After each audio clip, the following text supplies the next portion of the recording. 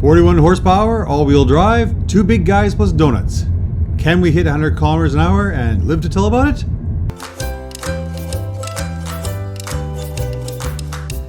Hey, I'm Merlin. And I'm Kyle, Merlin's son's friend. Today we're going to test and review Kyle's 1997 Japanese Suzuki Kei truck. Clown truck. And we're going to find out if it's Cool. or if it's crap. These K-class of vehicles are cheap, tiny, light, underpowered, and utilitarian cars and trucks with limited safety features. Some might say death traps, and they wouldn't be wrong. They are street legal in Japan and can be imported into Canada when they turn 15 years old. Engine size is capped at 660 cc's, and they mostly average around 40 horsepower, a whopping 55 if turboed. 100 kilometers per hour is generally their flat-out velocity, but flying along in a Campbell soup can at that speed is not for the faint of heart. Americans can import them as well, but must wait 25 years and then wade through the different rules and regulations that govern their use or ban in each individual state. All right, so this is a 97 Suzuki Kei. It has 69,000 kilometers on it. It's in pretty good shape, and it has an engine. Yes. Although tiny at 657 cc's, there still has to be a place for it to hide, other than on your lap. Well, in the Suzuki Kei, it sits directly underneath the 2 front seats. What kind of transmission does it have? It has a manual 5-speed transmission, and it has a locking differential, so it's very good off-road. 2-wheel drive and 4-wheel drive? 2-wheel drive and 4-wheel drive. So in 2-wheel drive, it's rear-wheel drive. Okay. It has, for our Manitoba winters, a block heater on the front here, which is an install. You added that, right? Yes, yeah. Okay, that's cool. 155 R12. I think the other side's 145 R12. I think they're different sizes. That's okay. All right. Boy, this thing is short. Let's see. 6. This is 10 feet. The whole thing's 10 feet. Battery down there? Yep. Well, that's easy to get to. Yeah. Engine underneath the seats. Yes. These things all go down.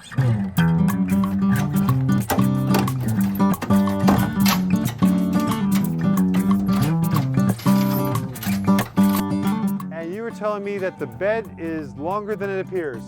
A standard pickup truck is 6.5 feet long. A lot of the newer trucks are 5.5. We're at 6.5 feet, and if we drop it down, we get even more.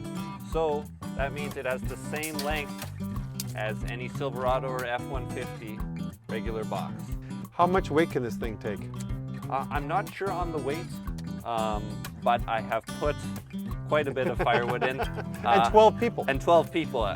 It was definitely struggling to move with 12 people in, and I don't know if I did permanent damage or not. Let's see if we fit in this thing. Yeah.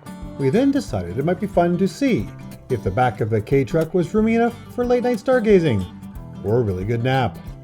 Note to self, bring a mattress next time. Even you can fit, it's got a curve out for your head right there. There's probably room enough for another person in here. Cameo Matt joined us to just make it a great. bit more uncomfortable.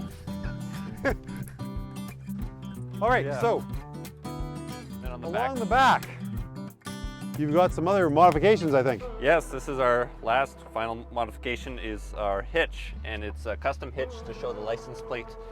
This is also from mini4x4.ca, so I can tow different things. It's very handy. That's the sound of expensive German machinery. Yeah. Wow. Japanese. I was saying Germany like they're solid like a vault. I'm being a little ridiculous here. Oh yeah. Japanese would work forever, and the Germans sound solid. I'm not sure if that's always true. Yeah. So we're inside the Kei, huh? A lot of plastic, Kyle. Lots of plastic. But not surprising. No vent on this side. I guess I'm not worth it. I find that I have actually way more room than I thought. Yeah. You do not look like you have way more room than I Yeah, my knees are almost in my mouth, and often So I tight. bump the signal switch and the windshield wiper. It goes off because my knees hit them. But I am 6'4", and I can still fit. I don't have much headroom, but Yeah, but you still have some. still have and some. I've got tons. Yeah. Like, that's crazy. I like how the headliner is deciding to move on its own here. That's great. Yeah.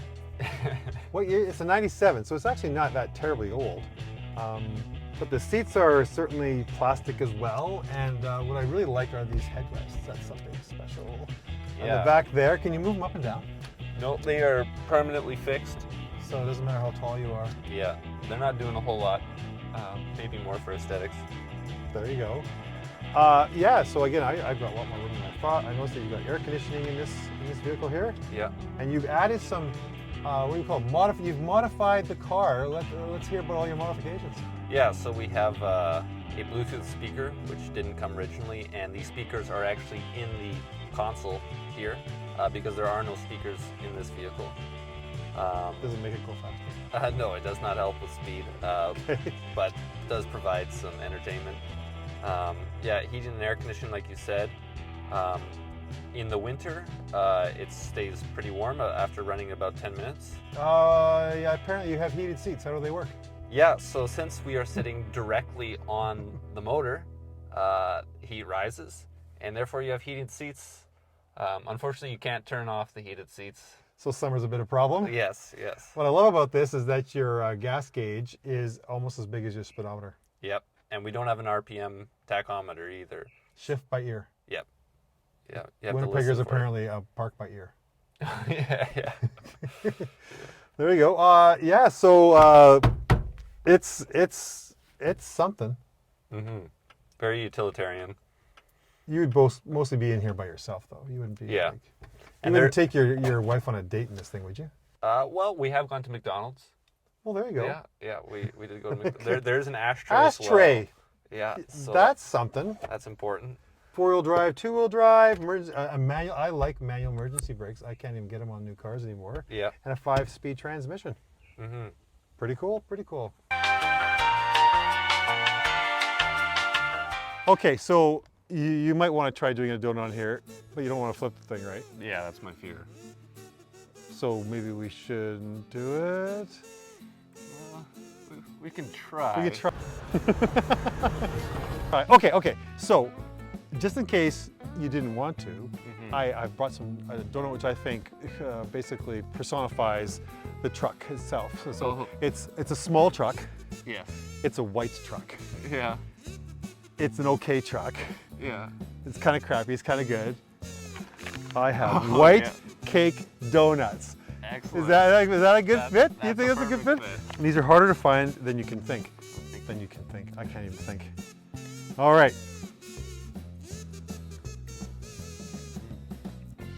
These are not fresh. But they're pretty good. Probably because they're coated in sugar.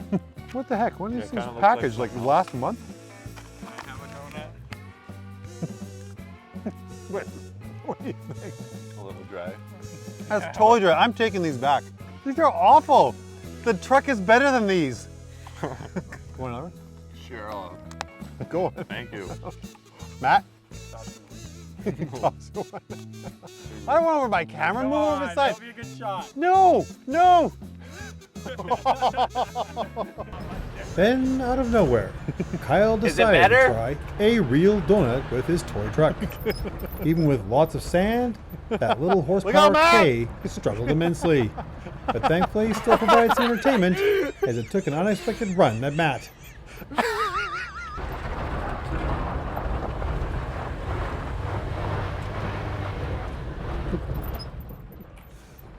Kyle, everybody has to suffer a little bit in my car reviews, and this is the dad joke section. So the Swedish ships, they all have barcodes on them now. Oh, okay. That's so when they come into port, they can Scandinavian. Oof. So you tell me, Kyle, that you sometimes don't want to wear a seatbelt, and why is that? I'm worried that it would be worse Hang on to the hats! to be stuck in the vehicle rather than just be ejected out. There's not a whole lot of ways of trying that out, is there? Yeah. Key class is about, it seems like in Japan, skirting all the safety issues. Yeah. No airbags, it has a seatbelt, no anti-lock brakes, no eyesight camera technology. It's as basic, it's like jumping into a 1950s car probably, except it doesn't even have a bumper. So what kinds of things do you use this around the yard instead of a side-by-side? Because this is about $7,500, I think you were telling me, and a side-by-side would be 3 times that, right? Yes, for sure. And you can't even use that on the highway or the road, and you can use this on the road. Yeah, so sometimes I'll do deliveries with it, like I'll deliver lumber, but mostly I use it with my sawmill. As I'm cutting lumber, I will put the lumber on the mill and then take it around the yard to either be stacked or planed or processed for other things. So when you've had this now 4.5-ish years. Yeah. What made you want to buy one of these? So I saw one once at a gas station, and I just thought that is the most handy vehicle ever. And then I proceeded to research them and kind of fell in love with them. And I think their whole history is very cool on how that they have certain regulations and restrictions, and that the auto industry basically designed it to meet the needs of the Japanese people. Do you use it in 2-wheel drive most of the time, or 4-wheel drive, or how handy is that for you? I mostly use it in 4-wheel drive. It's very difficult to get this stuck because it's so light. Even though I don't have very aggressive tires, I tend to just float through mud, and snow again is just so light that it tends to not get stuck, and if it does, it's easy to pull out. But yeah, it's very, very handy off-road. Yeah, I noticed before you put down also those tailgate pieces go straight down. Yeah. So you can put things that are super wide on this skinny little truck.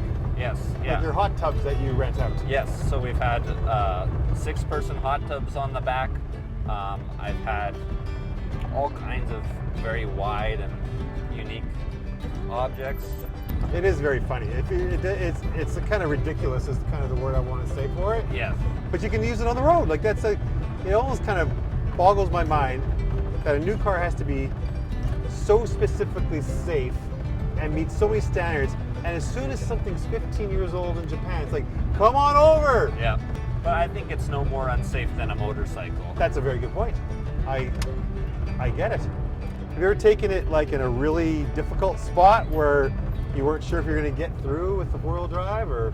Yeah, I'd say the limitation for me is my height. So my diff and other parts are getting very close to the ground. If I were to lift this truck, put better suspension on it, which you can do for an affordable price. For $1,000, you can lift and have all brand new suspension. Okay. And for about $1,500, you can have brand new 14-inch tires and rims. So it's very affordable to upgrade these. Well, at 40 kilometers an hour, it's quite comfortable. Absolutely. We can test it out here in a bit and go a lot faster. Should we get gas first? Sure, let's get gas first. Yeah, add some weight in the back. So you say it's pretty good on gas. So how often do you fill it up? I fill it up about 2 times a year because I don't take it on very many road trips. But yeah, it's quite good on gas, and doesn't have a very big tank. How many kilometers have you put on this thing when you bought it to now? It's at 69,000 now. Yeah, so in the last 4 years, I've put maybe 1,000 kilometers on it. Oh, so, that's not much. But I do use it every single day. Oh, and I remember I was asking you about it. They're supposed to be pretty reliable. Yeah. And so, have you had any issues? And if you have, where would you get parts? So I have not had any issues.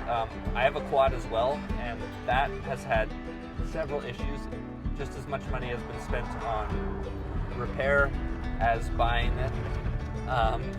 But this has had no issues at all. It's been excellent. You can go to this website called mini4x4.ca, and they carry all the parts, including transmission parts, everything you would ever need. We proceeded to load the truck up with a whopping 17 liters to give it a fighting chance with rear traction, since 2 big guys in front loaded with donuts wasn't exactly helping with a speed launch.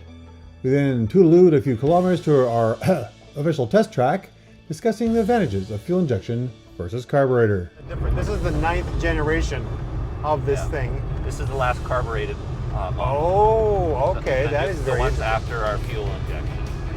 Is that good or bad? It's better for starting them. Okay. But I think these ones are easier to maintain. Yeah. Yeah, fuel injection is easier to start colder temperatures for sure. There you go. I'm feeling my heated seat starting to turn on. Yeah. Yeah, like at 50 kilometers an hour, this feels perfectly normal, actually. Yeah. But at 90, it starts to wobble. Oh, no. Here. Okay, so we're going to do a 0 to 60, two-wheel drive, all the weight in the front of the vehicle. Yeah. Okay, Ready? hang on. I'll go 3, 2, 1, go. Okay. 3, 2, 1, go. Wasn't a great start.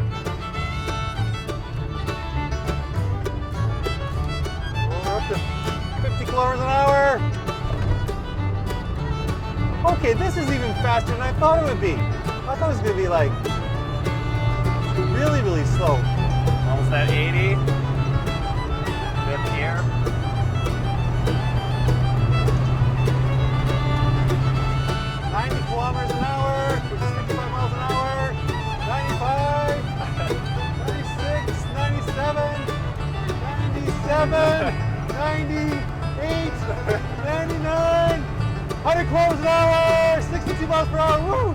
So Kyle had never actually gone this fast in his truck before, as anything over 90 kilometers per hour had previously induced a very bad wobble.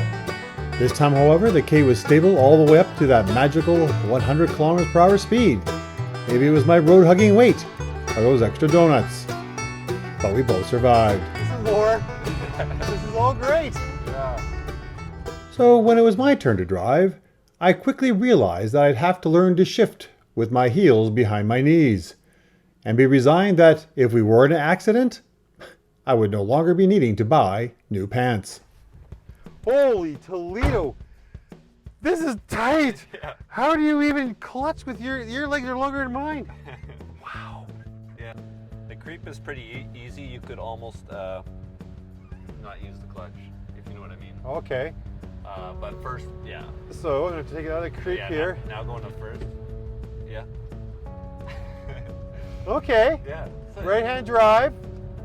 I did do a right hand drive in New Zealand, so I have done this before.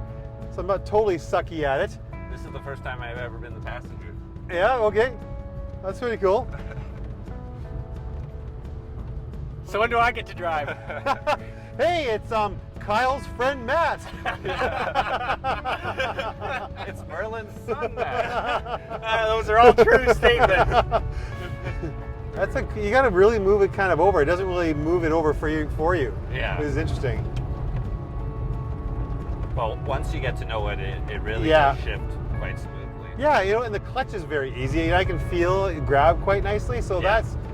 that feels very, very good. But boy, this is meant for little people. Yes. Like just to drive, like seriously, this has got to be meant for 5-foot people. Yes, like- industrious fellows. So while I was putting the GoPros on the other car, what were you doing? I asked ChatGPT which Bible character is the 1997 Suzuki Kei most like, And and the answer is it's most like the donkey that Jesus rode into Jerusalem because it is humble but significant and important when it's needed most. well, there you go. There's our new segment. If you got an idea of what we can call our new segment, Bible Chat GTP segment, I don't know. That's hilarious. Okay. Almost every Japanese manufacturer boasts a K-Class 3 or 4 cylinder truck, all being extremely reliable. The most popular are the Suzuki Kei and Mazda Scrum Clone, are by far the most popular mini trucks with ample parts available. They're lightweight and durable, and their 4-wheel drive systems can be used at any speed. The reliable 3-cylinder engine is mounted under the front 2 seats. The Subaru Sandbar's unique calling card is that it has a 4-cylinder engine and it's mounted behind the rear axle, providing better traction and less noise. Honda Active has a little more horsepower, has its engine mounted just in front of the rear axle, so is also pretty quiet and keeps the cabin less hot in the summer. The Daihatsu Toyota Hijet offers more legroom than its competitors and has a more luxurious cabin. Its engine is under the front seats and parts are almost as readily available as the Suzuki. And finally, the Mitsubishi Mini Cab and Nissan Clipper clone boast being first with power brakes, rear wiper, and larger windows. They were also the first manufacturer to offer supercharging. All right, Matthew's friend. This is the final part here. We got to decide if it's cool or crap, or if it is cool and crap. And so, what are your thoughts about your truck that you've had for almost 5 years? Well, as we've discovered, it's very utilitarian, it's very handy, and it's very affordable. Is it a bit of a death machine on the road? Possibly. but it's a good time. It seems to be like and I call it a clown car truck, and it feels a little bit like that, where it's not very serious. Yes. It's like, but it does serious work. Yes. So it's this really weird combo of cutesy wootsy and does a lot of work and cheap on gas and cheap to buy and cheap to die in. Yeah. So I'm not going to give it a cool car or a crap car. I think it's kind of both. Yeah, and you know, it brings a smile to those driving by, and everyone's gonna ask you questions about it and want to talk about it. So it's definitely a great conversation starter. So I guess you can come down to, you can buy a $200,000 Porsche GT2 RS, or you can buy a $7,500 Key truck, and you're going to get the same response. You get the same attention, for Attention sure. is the word I'm looking for. Yes, yes. Awesome. Well, thanks a lot. It was a lot of fun. Yes, it was. So what do you think? Should these Kei vehicles be legal on public roads? I'm not sure.